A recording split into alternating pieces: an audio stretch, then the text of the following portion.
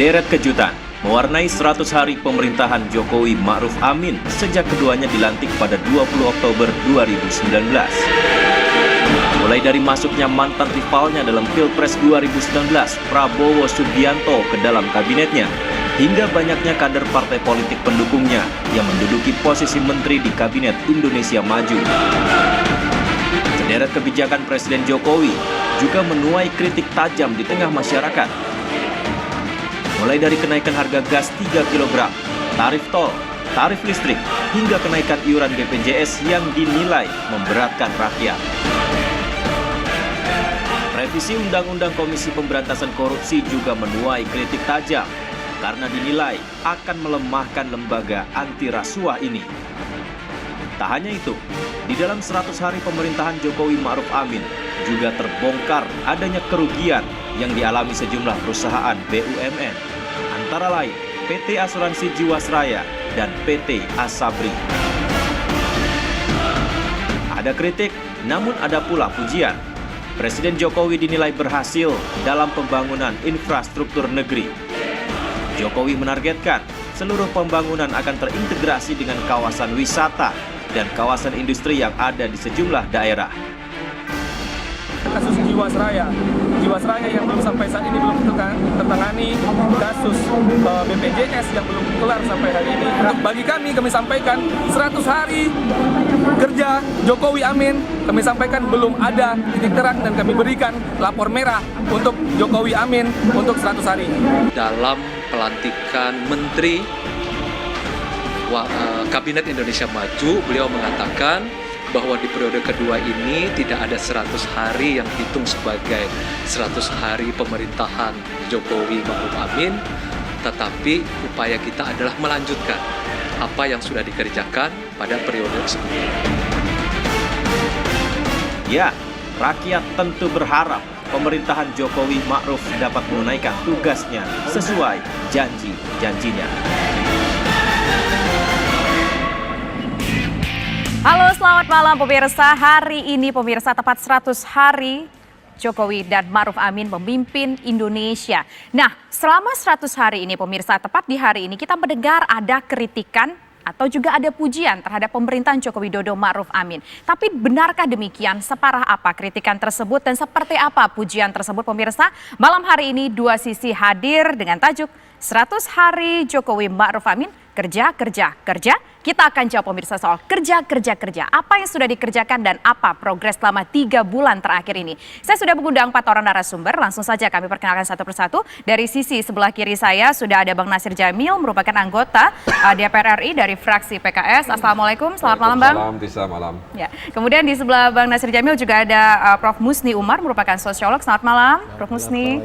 Waalaikumsalam warahmatullahi wabarakatuh. Dan di sebelah kanan saya ada Bang Teddy Gusnaidi, merupakan politisi PKPI. Selamat malam. Malam. Dan di sebelah Bang Teddy juga ada, enaknya manggilnya Bang atau Mas nih? Mungkin Mas Dani aja. Amrul Ihdian, merupakan tenaga ahli utama KSP. Selamat malam. Selamat malam Mbak. Assalamualaikum warahmatullahi wabarakatuh. Waalaikumsalam warahmatullahi wabarakatuh. Nah, pertama saya ingin ke Bang Nasir. Bang Nasir, ada mendapatkan kritikan terhadap 100 hari pemerintahan Joko Widodo. Kalau melihat dari berbagai aspek, Anda melihat apakah sudah cukup memuaskan masyarakat selama 100 hari memimpin Indonesia, Jokowi? Ya, memang kritikan atau pujian, harapan dan keraguan itu dua sisi, ya. Dua sisi yang selalu menjadi bahagian dari kehidupan demokrasi Indonesia. Nah, karena itu ketika 100 hari pemerintahan Presiden Jokowi dan Kiai Haji Ma'ruf Amin, maka orang kan tentu akan menilai, ya, karena sebelumnya Presiden ingin all out, ya, ingin terus artinya, dan juga waktu itu disebut-sebut beliau tidak ada beban di periode kedua kepemimpinannya. Nah, tapi dalam kenyataannya kan banyak hal yang menurut saya belum ada gregetnya, ya, 100 hari ini. Bisa jadi karena ada wajah-wajah pembantunya yang baru, kemudian juga wakil presiden yang baru, sehingga apa-apa yang diinginkan itu belum bisa diharapkan. Artinya harapan 100 hari untuk memberikan sesuatu yang diharapkan oleh masyarakat itu kemudian tidak bisa terwujud dengan baik. Nah, ada beberapa aspek, tapi mungkin untuk bagian ini kita fokus dulu ke masalah HAM dan penegakan hukum. Bagaimana Bang Nasir melihatnya? Ya, tadi saya sudah singgung bahwa ini bukan periode pertama Presiden Jokowi, ini adalah periode kedua beliau. Nah, karena itu beliau punya, dalam tanda kutip, punya utang juga di periode pertama.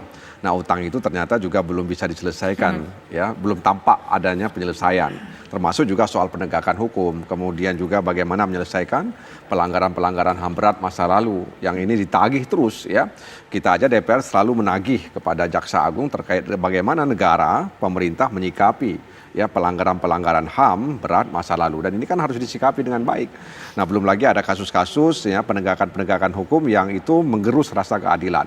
Nah, artinya Presiden ya bukan soal intervensi kepada penegakan hukum, tapi Presiden juga bertanggung jawab bagaimana penegakan hukum ini memberikan keadilan kepada warga negaranya. Tapi memang soal penegakan hukum, selama soal ini hak belum asasi adil, manusia, belum menunjukkan tanggung jawab atau bagaimana kalau menurut Bang Nasir? ya itu tadi saya katakan bahwa Presiden ya seharusnya memang memberikan direction yang tegas, ya.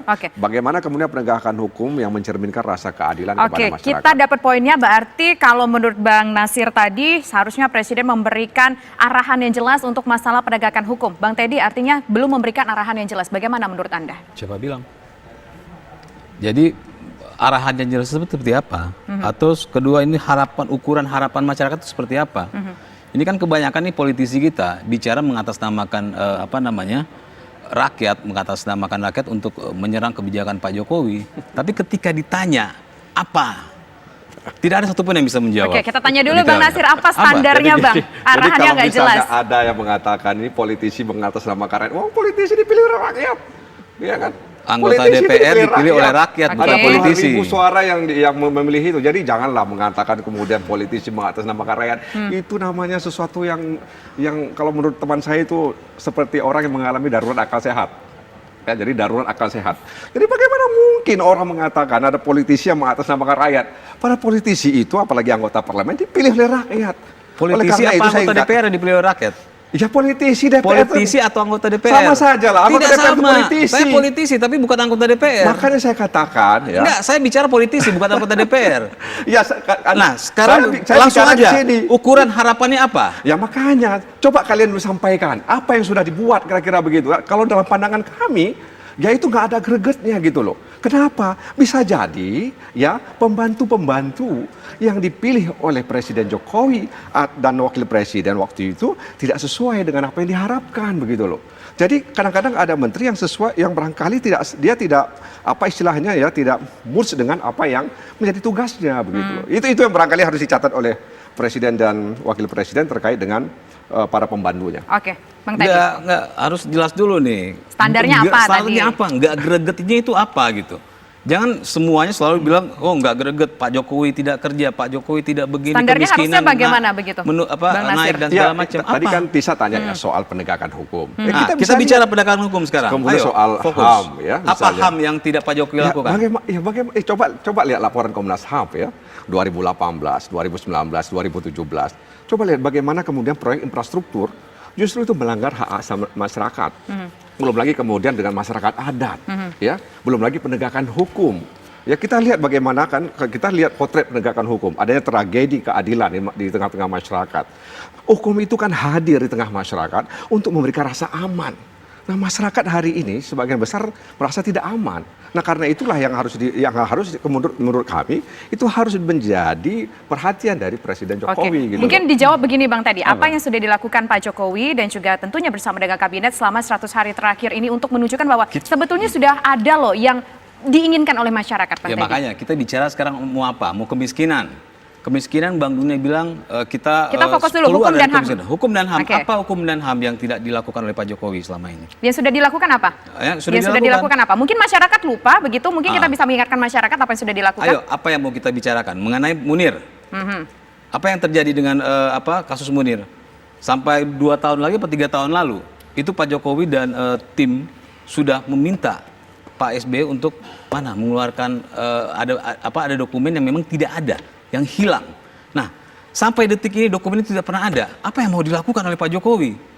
Sedangkan dulu dokumen itu katanya sudah pernah ada. Jadi contoh apa lagi? Orang selalu teriak Munir, Pak Jokowi tidak bisa menyelesaikan kasus Munir. Pak Jokowi sudah lakukan, tapi ada kendala di situ. Terus apa lagi? Masalah siapa namanya kemarin ini Novel Baswedan. Apa? Apakah itu kasus politik? Bisa jadi itu kasus pribadi. Baik. Kita dapat poinnya. Coba kita tanyakan kepada KSP yang lebih dekat lagi kepada Presiden. Mungkin apa sih masyarakat ingin tahu selama 100 hari belakangan ini apa sih yang sudah dilakukan oleh Pak Jokowi bersama dengan menteri-menterinya? Baik, terima kasih Mbak. Jadi kalau kita melihat berdasarkan ekspektasi publik dan juga actual condition-nya, maka kita juga melihat beberapa lembaga survei yang beberapa hari lalu mendeklar tentang tingkat ekspektasi masyarakat dan kepuasan. Nah, kelihatan memang rapot pemerintah itu memang berkisaran di angka 6,8, 6,9. Berarti KPI-nya kira-kira kuning lah. Gitu. Nah, kuning itu sebetulnya bukan jelek, tapi membutuhkan improvement. Nah, mari kita lihat apa achievement yang sudah dilakukan dalam koridor 100 hari ini. Pertama, Presiden concern untuk menyempurnakan fondasi dalam membuat breakthrough. Breakthrough itu terobosan program yang dilakukan bukan hal yang biasa, yaitu hal yang extraordinary. Bahwa pertumbuhan ekonomi yang kita targetkan 5,5 sampai 6% itu tidak bisa dilakukan dengan hal yang biasa-biasa saja. Dia harus dilakukan dengan hal yang leap, lompatan-lompatan yang dilakukan dengan terukur. Nah, oleh karena itu pertumbuhan ekonomi yang 6%, yang saat ini masih 5%, itu tidak cukup Pak untuk kita mengatasi apa yang disebut dengan middle income trap. Karena dikhawatirkan terjadi middle income trap itu, maka kita harus mengakselerasi pertumbuhan ekonomi, optimalisasi pertumbuhan perkotaan, menginterkoneksikan infrastruktur antar daerah dan antar kota, sehingga kota hidup, daerah hidup. Itulah vision pertama Pak Jokowi, adalah bagaimana meneruskan program infrastruktur dan membumikan program infrastruktur sampai dengan daerah-daerah tertinggal. Oke, kita tahan dulu di situ ya. Berarti mengkoneksikan program-program infrastruktur dengan masyarakat-masyarakat di sejumlah daerah begitu ya. Nah, kita ingin dengar bagaimana tanggapan dari Prof. Musni sebagai seorang sosiolog melihat infrastruktur kaitannya dengan masyarakat, dengan pembangunan di masyarakat di seluruh tanah air. Tapi nanti kita jawab usai jeda berikut. Pemirsa, kami kembali sesaat lagi. Saya ingin ke Prof. Musni menjawab pertanyaan menggantung tadi. Kalau kita lihat memang fokusnya adalah infrastruktur untuk mengkonekkan masyarakat Indonesia dimanapun berada. Prof melihat sudah ada efeknya kah? Ya, pertama saya ingin menyampaikan pernyataan seorang teman aktivis 7778. Kemarin kami bertemu dengan Pak Mahfud MD. Kami banyak berdialog dengan beliau. Dia mengatakan pemerintahan Jokowi ini selama Indonesia merdeka inilah yang paling kuat. Kenapa dia mengatakan seperti itu? Pertama, itu gabungan antara Islamis dengan nasionalis itu memimpin negeri ini, itu yang pertama. Yang kedua, mayoritas mutlak di DPR gitu dari partai-partai politik mendukung beliau, mendukung kepemimpinan Jokowi. Kemudian tentara, TNI, Polri, ormas besar dan para relawan itu juga mendukung beliau. Tapi pertanyaan saya, mengapa pada 100 hari kepemimpinan beliau ini boleh dikata ya nggak ada sesuatu yang memberi harapan kepada rakyat. Menurut saya ini banyak ditentukan oleh para menteri. 100 hari pemerintahan Jokowi penuh dengan kegaduhan. Tiap hari bicara yang nggak ada kaitannya untuk merubah nasib rakyat itu sendiri. Akhirnya gaduh-gaduh, hasilnya seperti yang kita saksikan sekarang ini. Karena itu saya bicara sama Pak Mahfud MD, wujudkanlah yang namanya politik damai, politik yang mencerahkan, politik yang memberi harapan pada rakyat. Itu yang pertama yang saya sampaikan. Kedua, yang berkaitan dengan yang disampaikan tadi, memang kita apresiasi Pak Jokowi sudah membangun infrastruktur yang ada itu. Tapi seorang teman bilang pada saya, kalau di Shanghai katanya itu, China membangun infrastruktur itu untuk truk-truk yang masuk di situ. Tapi di Indonesia sedan-sedan katanya yang situ. Jadi nggak ada dampak ekonomi yang dihasilkan itu sendiri. Ini kata teman, saya sendiri belum pernah pergi ke Cina. Jadi yang menjadi pertanyaan itu, pembangunan infrastruktur yang hebat itu, yang bagus itu, kita apresiasi. Tetapi sampai sekarang ini dampaknya kepada rakyat itu belum terasa. Bahkan di dalam berbagai kesempatan itu diberitakan. Pembangunan tol itu justru mematikan ekonomi rakyat yang ada di pinggir-pinggir itu sendiri. Karena semua orang jalan tol dan ekonomi rakyat itu bubar. Nah, sebenarnya ini bisa dipecahkan oleh para menteri itu. Kalau menteri itu melihat visi dan misi Jokowi itu. Saya sudah membaca berkali-kali visi dan misi Pak Jokowi itu hebat sekali. Ada ekonomi rakyat, ada masalah pemerataan, ada masalah keadilan, ada ekonomi daerah. Tapi menterinya itu nggak menjalankannya. Oke. Tidak pernah saya mendengar menteri itu bicara tentang visi dan misi. Padahal Pak Jokowi sudah mengatakan, menteri tidak punya visi. Yang ada adalah visi presiden. Jadi yang nggak benar itu bukan Jokowi. Menterinya itu yang harus diganti, Pak. Menteri-menterinya dianggap nggak benar gitu menurut Ya nggak Pak Musti benar, ya. Pak. Gimana? Nggak ada hasil Pak untuk Dhani? rakyat, Pak. Pembangunan infrastruktur juga ternyata tidak menyentuh rakyat kecil yang pakai mobil-mobil sedan. Ekonomi rakyat yang di jalan-jalan sebelumnya itu mati karena semua pada pakai jalan tol. Ya, pertama kan kita tidak boleh melihatnya secara parsial. Kita harus melihatnya secara komprehensif. Tadi saya sampaikan bahwa pertumbuhan ekonomi kita itu tidak boleh mencapai titik namanya MTI tadi. Saya ingin potong sedikit. Nah, kalau Saya ingin potong. ya, Prof. Jadi kalau dari sisi politik kita harus memberi apresiasi bahwa itu mungkin barangkali 8 nilainya. Begitu juga keamanan. Tidak terjadi apa-apa pada akhir tahun kemarin semuanya damai, Pak. Tetapi yang jeblok itu dan rapornya merah itu adalah ekonomi, Pak. Oke. Nggak ada manfaatnya bagi rakyat. Nah ini masalah yang harus diselesaikan. Oke, silakan Mas Ya. Dhani. Pertama, tentu waktu 100 hari ini Pak Jokowi itu menerapkan membuat samanya fondasi dan master plan yang tertuang dalam rencana jangka menengah yang itu merupakan roadmap yang terbarukan untuk Indonesia. Nah, untuk menuju itu, maka dilakukan langkah-langkah breakthrough termasuk di dalamnya mengcascading visi misi. Bagaimana mengcascading visi misi? Di antaranya adalah mengakselerasi reformasi birokrasi, reformasi di berbagai bidang yang termasuk perundang-undangan.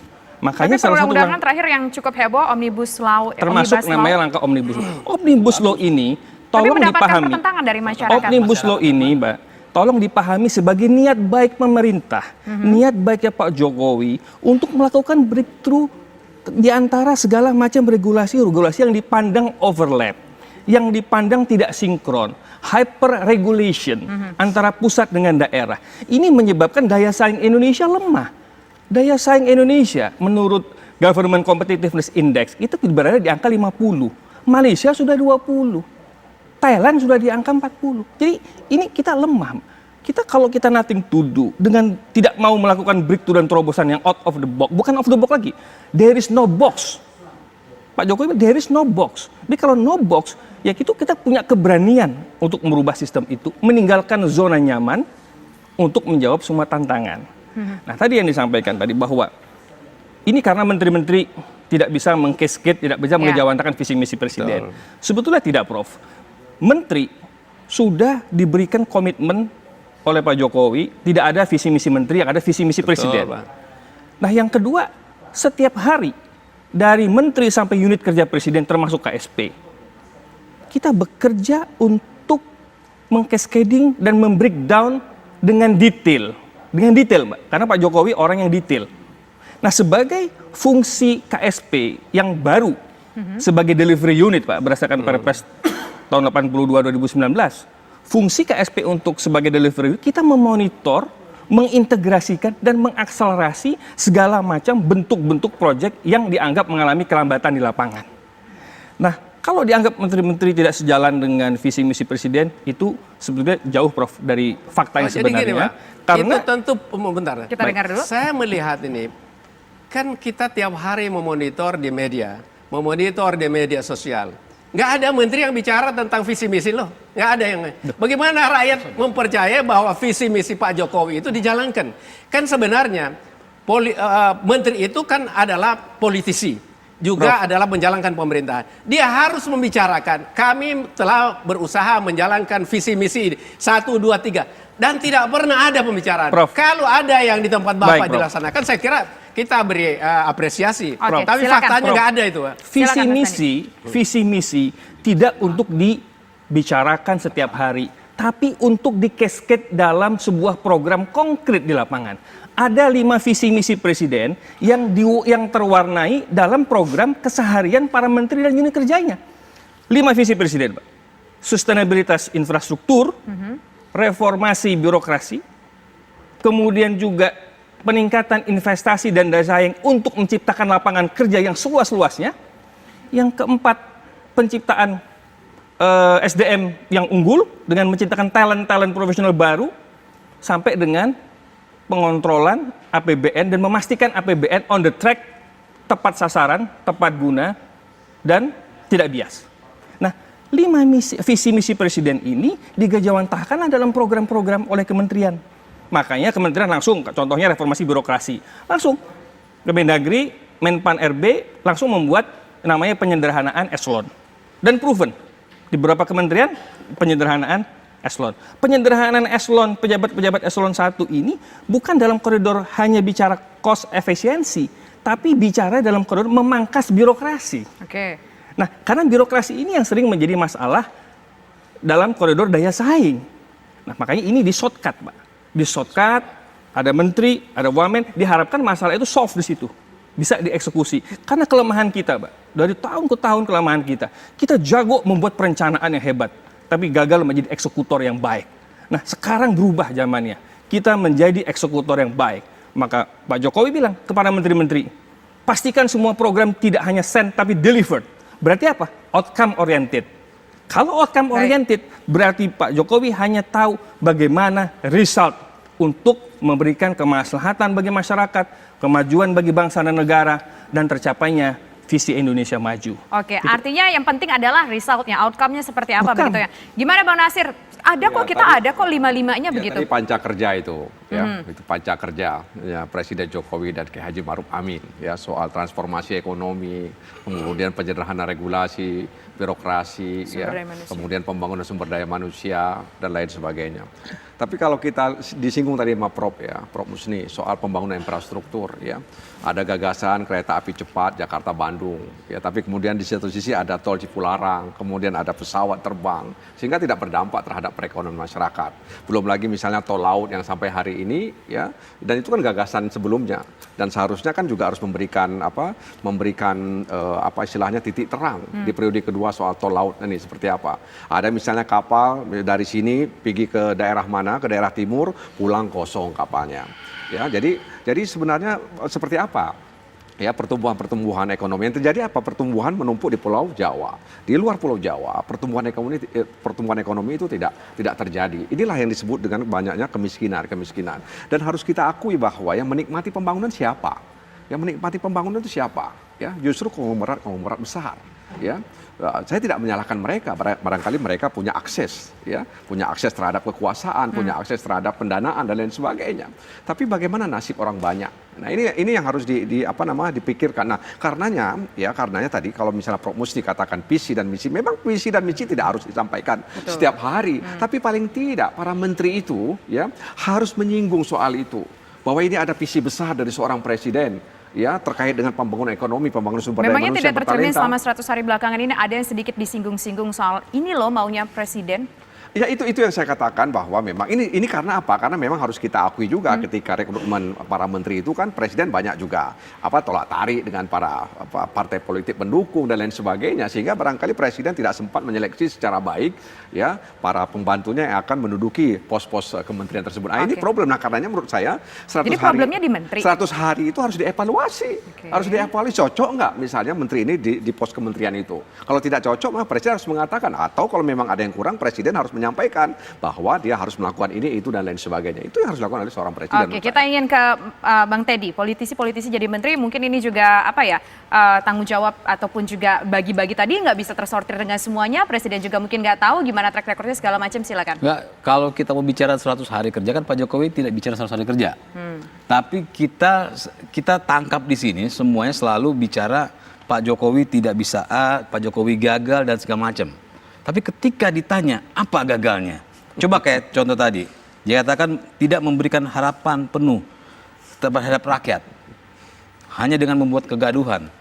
Nah, kalau bicara kegaduhan, itu kubunya Prof itu tukang bikin gaduh kan. Jadi bagian dari kegaduhan itu adalah kelompok sebelah. Coba kalau diem, nggak akan ada kegaduhan. Nah, kedua, dibilang ekonomi jeblok. Saya tanya di mana jebloknya? Kita pakai data ada sekarang. Saya baru baca di Bank Dunia itu ada 115 juta itu keluar dari garis kemiskinan. Ya. itu berdasarkan data. Kalau kita mau bicara berdasarkan katanya, mari kita lihat di lingkungan kita masing-masing. Jangan jauh-jauh, kita lihat di lingkungan kita. Ada nggak perubahan dari tetangga-tetangga kita? Banyak, saya di jalan, Mbak. Kalau Prof mungkin melihatnya cuma dari atas, cuma baca berita, kita tuh di bawah.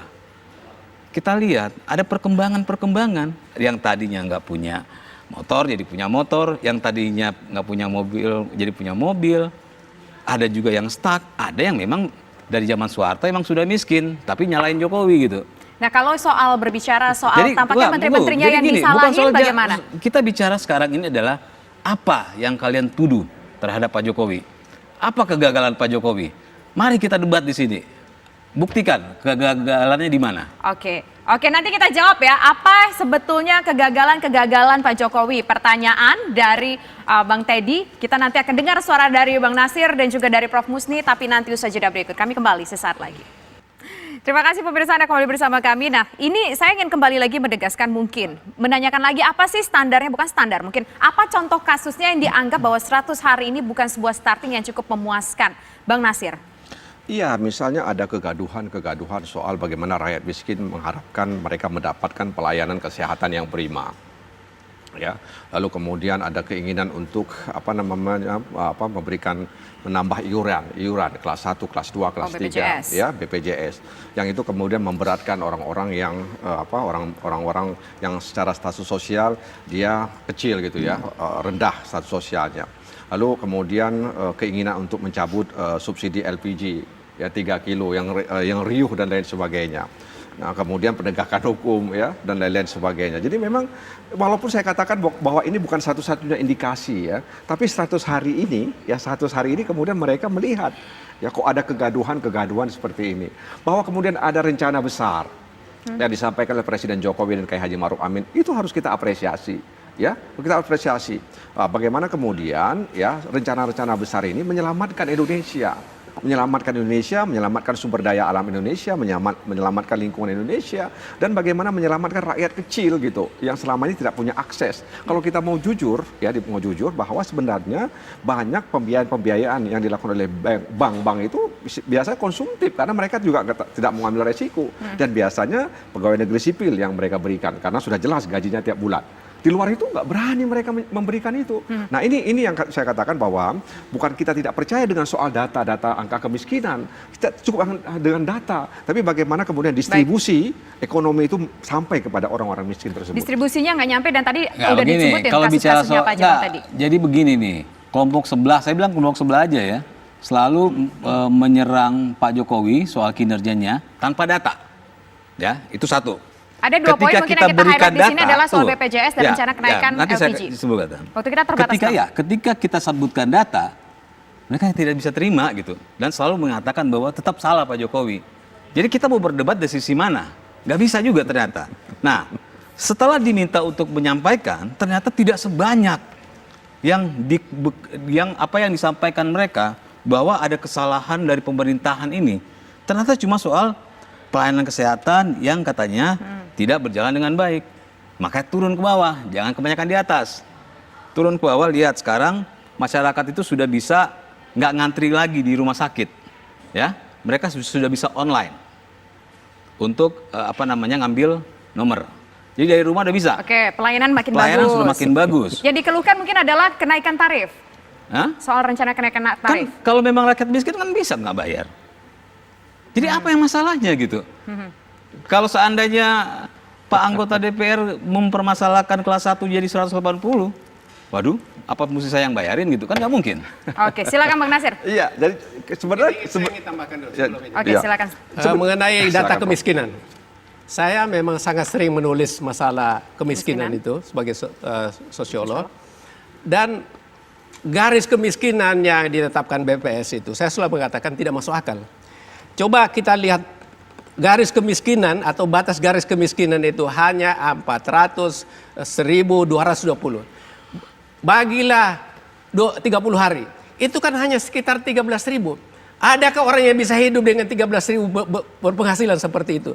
Inilah yang sesungguhnya masalah. Kita bilang kemiskinan itu turun, tapi faktanya karena garis kemiskinan itu rendah, itulah yang kemudian tidak pernah bisa terselesaikan. Kita bilang, oh turun kemiskinan, oke turun. Tapi garis kemiskinannya itu sangat rendah, tidak masuk akal. Adakah orang yang bisa hidup 13.000? 50.000 aja tukang bangunan saya tanya, susah untuk bisa hidup.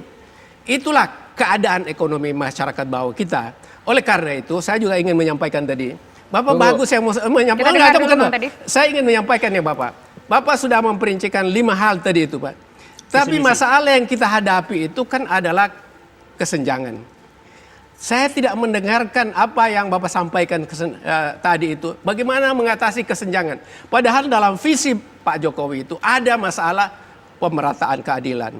Ada masalah ekonomi yang berkeadilan dan lain sebagainya. Nah saya kira itu harus ditegaskan. Kenapa? Karena persoalan yang kita hadapi ini adalah ketidakadilan. Yang orang kaya itu berkolaborasi dengan penguasa dan mereka terus menguasai kekayaan alam kita ini. Rakyat bawah nggak dapat apa-apa. Jadi saya ingin pesan sama Bapak, marilah kita melihat secara jernih untuk kepentingan rakyat. Negeri ini didirikan untuk melindungi segenap bangsa Indonesia, memajukan kesejahteraan umum. Kalau Omnibus Law yang banyak dibicarakan sekarang, saya mendengar bagus yang disampaikan Bapak. Tapi rakyat bawah itu termasuk dari berbagai ormas itu mengatakan ini untuk kepentingan asing, untuk kepentingan menarik modal. Kalau menarik modal seperti Cina yang kita saksikan, itu ada di Motaha, di kampung halaman saya itu. Orang datang Cina itu, coba Bapak survei di situ tuh. Itu kapal-kapal banyak masuk ke situ dan tidak ada yang mengontrol pada mereka. Nah, kemudian makanan mereka bawa dari sana. Semua modal mereka bawa, semuanya mereka bawa. Apa manfaatnya investasi seperti begini bagi rakyat? Jadi hal-hal seperti ini yang kita sampaikan untuk kebaikan bangsa. Kita nggak pernah, saya terus terang tidak pernah menjelekkan Pak Jokowi. Saya tidak pernah menjelekkan Jokowi karena saya pada periode pertama. Tapi komplain sama menterinya ya, Prof. Musni ya? Bukan. Iya. Apakah pernyataan Anda itu adalah sebuah kebenaran? Ya menurut saya kebenaran karena fakta. Fakta dari mana? Fakta Anda hanya data mengatakan dari garis ormas. kemiskinan. Garis kemiskinan bagaimana? Garis Anda tahu kemiskinan nggak, itu 400.220. Masih ada Bagilah nggak? 30 hari. Anda pernah bertanya nggak kepada pengumpul bekas-bekas barang bekas? Berapa Saya sehari sangat mereka sering dapatnya? bertanya pada itu. Berapa mereka dapat? Saya mau tanya. Ya. Berapa yang Anda dapatkan? Pasti di mereka memperoleh jumlah yang banyak. Tapi ada yang nggak ada enggak. pekerjaan. Janganlah. Nggak ada Jadi pekerjaan. enggak, Anda itu hanya Kita dengar. mengambil dari data 13, tapi Anda tidak turun ke lapangan untuk melihat langsung. Ya. Jadi mari kita bicara di lapangan. Anda tanya berapa? Anda bilang Kan banyak. Anda tadi bicara mengenai data. Anda Saya bilang sampaikan iya. data itu tidak valid, Pak. Valid. Tidak Ketika data dengan data, kita punya data sama-sama. Ya. Tapi Anda lihat di bawah, Ya. ada yang mengatakan tadi bahwa yang mengumpulkan barang-barang itu pun mendapatkan mendapatkan hasil yang lumayan. Ya. Lalu di mana Anda mengatakan itu kemiskinan?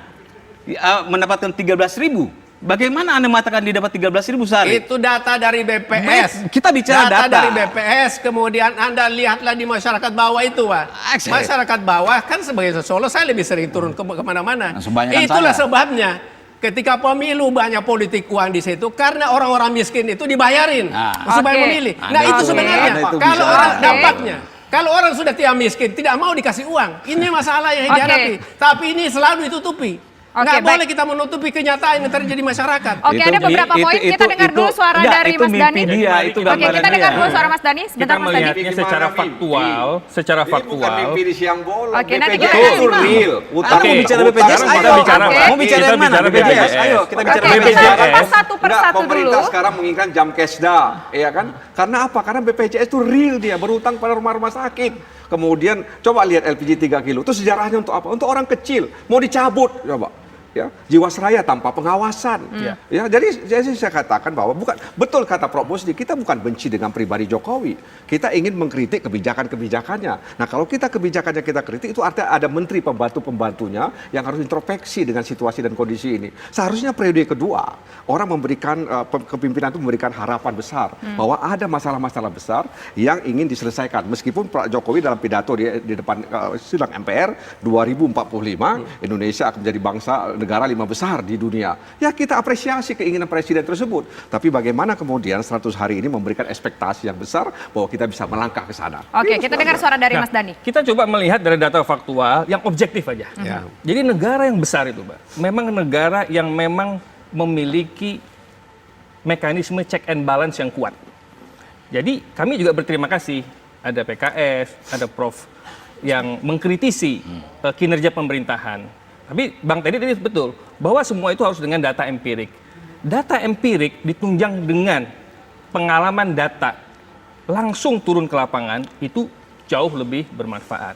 Kalau kita skupnya ke BPJS ya, itulah masalah bangsa ini, Mbak. Masalah ini tidak selesai karena kita selalu melihat masalah itu secara parsial. Secara sepotong-sepotong. Masalah BPJS ini tidak bisa kita hanya melihat hanya koridor BPJS. Kita harus melihat ekosistem BPJS. Sehingga defisit yang melanda BPJS ini tidak berkepanjangan. Makanya pemerintah ini menekankan kepada perubahan fundamental JKN-nya. Bukan hanya BPJS, tapi perubahan fundamental sistem JKN-nya. Ada banyak ekosistem di situ. Unit cost rumah sakit yang perlu kita review. Ada beberapa layanan kesehatan yang ketinggian, tapi ada beberapa layanan kesehatan masih di bawah standar. Ini perlu kita review. Harga obat-obatan dan alat kesehatan kita yang tinggi. Ini juga kita perlu cari solusi. Kenapa harga obat-obat alat kesehatan kita tinggi? Karena bahan bakunya 70%, 80% itu impor. Nah, kenapa bisa impor? Karena kita belum ada kemandirian bahan baku. Nah, sekarang Kementerian BUMN mendorong agar ada kemandirian bahan baku. Maka BUMN farmasi kita didorong untuk mendapatkan kemandirian bahan baku dengan transfer of teknologi, transfer of knowledge, dibuat roadmap sehingga ada kemandirian bahan baku, sehingga unit cost obat dan alat kesehatan turun. Ditunjang juga oleh paket-paket kebijakan ekonomi presiden untuk menggerakkan produksi dalam negeri, sehingga rumah sakit juga nanti diwajibkan untuk menggunakan produksi alat kesehatan dan obat dalam negeri. Mapnya ke sana begitu ya? Unit cost rumah sakit turun, unit cost obat juga turun. Harapannya Sehingga demikian, gitu ya? JKN itu secara ekosistem cukup dan tidak terjadi defisit yang berkepanjangan. Nah, oleh karena itu kita melihat secara holistik. Nah, kalau kemarin teman-teman di DPR sudah mengkritisi BPJS, betul. Mengkritisi Departemen Kesehatan, betul. Tapi yang dilupakan adalah bagaimana memperbaiki sistem JKN secara overall, total. Nah, ini yang perlu mendesak, Mbak. Nah, contoh kemarin yang diributkan soal yang kelas 3 itu tidak jadi naik. Nah, yang diributkan di kelas 3 itu angkanya 20 juta, Mbak. 20 juta. Di antara 20 juta itu tidak semuanya tidak mampu. 20 juta itu buktinya apa? 11,5 juta. 11,5 juta dia bayar secara rutin iurannya. Kita dapat poinnya. Hanya 8 juta yang dia nggak bayar. Nah, nggak bayar iurannya pun kita juga lihat dia nggak mau bayar atau memang nggak mampu atau memang sudah menikmati layanan tapi dia nggak bayar. Nah, ini kita juga mesti harus petakan, Mbak. Karena ini problem mapping di lapangan itu seperti itu. Nah, upaya problem mapping terus dilakukan dan juga ada roadmap ke depannya akan seperti apa begitu. Tapi nanti kita lanjutkan kembali perbincangan kita usai jeda berikut. Kami kembali sesaat lagi. Terima kasih pemirsa Anda kembali bersama kami. Nah, dalam 100 hari kepemimpinan Joko Widodo dan Ma'ruf Amin ada sebuah statement ataupun pernyataan cukup menarik dari sejumlah masyarakat ataupun dari sejumlah pihak, yaitu mengenai peran dari Wakil Presiden Republik Indonesia Ma'ruf Amin yang dianggap kurang berperan, dan juga ada statement dari beliau mengatakan bahwa tidak bisa satu pemerintahan itu ada dua matahari. Mungkin bisa kita lihat ya sambil kita bahas. Nah, ini ada 100 hari kerja Jokowi, Ma'ruf jago kandang dan tidak menonjol. Ini headline dari sejumlah media ya. Kemudian Ma'ruf Amin kalau wapres menonjol nanti ada dua matahari kembar begitu. Nah, ini dua statement ataupun dua judul yang cukup menarik untuk kita bahas di segmen akhir ini. Saya ingin ke Bang Nasir dulu. Bang Nasir, gimana ini melihat soal informasi yang berkembang soal Prof. Ma'ruf Amin? Iya, tentu saja bahwa berbeda dengan Yusuf Kala ya, yang latar belakangnya pengusaha dan juga seorang pernah menjadi ketua umum partai politik, ya, dan juga pernah menjadi menteri di beberapa pemerintahan sebelumnya. Jadi beliau sudah well dengan situasi dan kondisi sehingga cepat beradaptasi. Jadi ini bukan soal matahari kembar, bukan soal jago kandang dan sebagainya, tapi kemampuan untuk beradaptasi dengan situasi dan kondisi yang ada saat ini. Nah, karena itu memang saya harus sampaikan bahwa sebenarnya yang namanya wakil itu dia bukan ban serep, ya, bukan, tapi dia ban gandeng. Emang ngerasa kayak ban serep gitu, Enggak, Bang? kan ada orang mengatakan seolah-olah wakil ini posisinya ban serep. Bukan, dia ban gandeng. Dia harus bersama-sama, ya, menyelesaikan persoalan-persoalan kebangsaan yang dihadapi oleh masyarakat dan negara ini. Nah, karena itu sekali lagi ini bukan soal jago kandang, ini bukan soal matahari kembar dalam pandangan saya, ini soal bagaimana beradaptasi, ya, dengan situasi dan kondisi pemerintahan yang sekarang ini. Berbeda loh, 5 tahun yang lalu dengan yang sekarang ini, dibaca-baca ekspektasi masyarakat karena periode Bang kedua. Nasir ingin bilang kurang kemampuan adaptasi, begitu? Ya tentu saja presiden menurut saya memang harus mampu, ya, harus juga kemudian bagaimana wakil presiden, ya, membagi tugas. Saya nggak tahu ya, nanti kepala staf presiden yang tahu, ya, di kantor KSP yang misalnya memberitahu. Persoalannya juga hari ini di KSP saya nggak tahu, ya, apakah kemudian ada penilaian terkait kinerja menteri, ya, lalu memberikan sodoran data kepada presiden, ini loh menteri kinerjanya 100 hari begini dan sebagainya. Saya pikir sekali lagi ini soal adaptasi, bagaimana ke depan Wapres bisa lebih eksis sehingga kemudian menjadi bahagian tidak terpisahkan untuk memecahkan masalah-masalah Oke, silakan Mas Dhani. Baik, mengenai Pak Wapres, Bapak Presiden itu memiliki leadership yang kuat.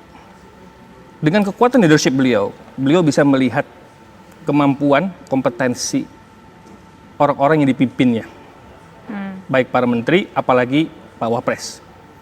Yang kita lihat itu di permukaan, bukan di dalam. Marilah kita melihat semua permasalahan itu in depth, mendalam. Dan lihat see the unseen-nya. Lihat yang tidak terlihat. Semua kebijakan apapun, terutama masalah yang isu-isu strategis, yang harus dieksekusi oleh presiden. Itu semua atas juga perundingan bersama dan kesepakatan bersama dengan Pak Kiai Ma'ruf Amin. Pak Ma'ruf Amin itu adalah seorang ahli ekonomi syariah. Ya. Pertumbuhan ekonomi nasional yang sekarang kita targetkan 5,5 sampai dengan menuju kepada 6%, penyusunan RPJMN 2020-2024, intisari dan keputusan akhirnya juga mendapatkan masukan dari Pak Wapres. Jadi, pengkayaan dan penyempurnaan master plan Indonesia saat ini dan ke depan itu tidak terlepas dari futuristiknya Bapak Wakil Presiden untuk melengkapi visionerinya Presiden Pak Jokowi. Nah, kemudian saya melihat, Mbak, kemarin di survei 75% responden optimis dengan kinerja pemerintahan sekarang dan ke depan. Nah, kita tangkap yang 75% ini dan kita akomodir masukan-masukan yang pesimis 25% ini untuk kita bangkitkan semangat baru. Baik. Melihat 3-6 bulan, 1 tahun ke depan, performance ini seperti apa. Baik. Presiden punya KPI untuk para menteri. Jangan khawatir, Pak Jokowi tahu saatnya kapan harus melakukan reshuffle atau tidak melakukan reshuffle. Oke, baik. Kita tanyakan ke Prof. Musni, sebagai orang yang paham kondisi sosial masyarakat, bagaimana masyarakat melihat kinerja tidak menonjolnya Kiai Ma'ruf Amin ini? Saya melihat Pak Ma'ruf Amin ini akan menangkap apa yang diinginkan oleh masyarakat. Mereka sudah menyampaikan bahwa beliau belum seperti yang diharapkan oleh publik. Nah, saya pikir ke depan itu saya yakin betul beliau akan meningkatkan kinerja beliau hingga akan bukan berarti matahari kembar, tetapi akan menunjukkan pada masyarakat bahwa dia ada di situ dan untuk kebaikan seluruh bangsa Indonesia. Jadi saya yakin apa yang disampaikan masyarakat itu akan diterima oleh Pak Ma'ruf Amin sebagai masukan dan ke depan itu kita akan menyaksikan. Kalau beliau tidak melakukan hal-hal yang diharapkan masyarakat, pasti ada kritik dan itu wajar saja dalam demokrasi. Jadi saya kira, saya optimis beliau akan melakukan hal yang terbaik untuk bangsa dan negeri yang kita cintai ini. Apalagi beliau ini mewakili yang namanya seperti disampaikan teman tadi itu Islamis. Jangan sampai nasionalis Islamis ini tidak menyatu dan berjalan sama-sama dan tidak memberi manfaat pada masyarakat, pada bangsa dan negeri yang kita cintai ini. Saya kira itu. Tapi kalau dilihat Ma'ruf Amin ini atau wakil presiden ini tidak terlihatkah kalau menurut Prof ke publik selama 3 bulan belakangan ini, selama 100 hari belakangan ini? Saya kira ada juga kita lihat, tidak seperti yang dibayangkan. Oke. Mungkin barangkali para timnya itu harus lebih banyak menyuarakan, menyampaikan ke publik pikiran-pikiran, gagasan-gagasan beliau agar masyarakat makin banyak mengetahui. Oke. Kan ini masalah publikasi saja, penyampaian pandangan Oke. kepada masyarakat. Kurang publikasi berarti gitu ya. Nah, kita coba Ada peran yang jelas. Ada peran yang jelas ya, Baik, Bapak. kita dengar suara dari Bang Teddy. Ya. Menurut saya Pak Ma'ruf itu memang sudah sangat berperan. Apa yang diucapkan, apa yang diputuskan Pak Jokowi itu adalah bagian dari pemikiran Pak Ma'ruf juga. Jadi kita tidak bisa, benar kata Mas Dhani, kita nggak bisa ngelihatnya dari luar saja. Kalau bilang matahari kembar, ya memang dia wakil, mau diapain gitu. Ya kan? Jadi kalau mau nggak ada matahari kembar atau mau ada matahari double matahari, ya rubah undang-undangnya. Nah, kalau dibandingkan dengan wapres yang dulu, tugas ini ada yang wapresnya juga membanding-bandingkan kan sudah diatur di undang-undang. Jadi kita merefer ke situ saja bahwa Pak Ma'ruf memang wakil presiden, beliau tugasnya A, B, dan C yang sudah diatur oleh undang-undang. Jadi yang dilakukan sekarang oleh Pak Kiai Ma'ruf Amin adalah sudah sesuai dengan porsinya ya? Ya. Oke, baik. Terima kasih Bapak-Bapak, terima kasih Mas Dan Dhani. mulailah kita berpikir positif untuk Indonesia maju. Oke, harapannya tentu Berpikir Indonesia maju positif ke depan adalah terus ya, begitu ya? basic untuk Indonesia maju. Oke, baik. Terima kasih Berpikir Mas Dhani. positif, jangan lupa kritik. Of course, betul Berpikir Pak. positif dan Harus. kritik itu penting ya, seiring sejalan. Check Baik. and balance kan tadi. Baik, Check and terima balance. kasih Mas Dhani, terima kasih Bang Teddy, terima kasih Bang Nasir, dan terima kasih juga Prof Musni bersama kami selama 1 jam belakangan ini. Dan pemirsa, demikian kebersamaan kita dalam 2 sisi kali ini. Saya Tisa Noveni undur diri, selamat malam dan sampai jumpa.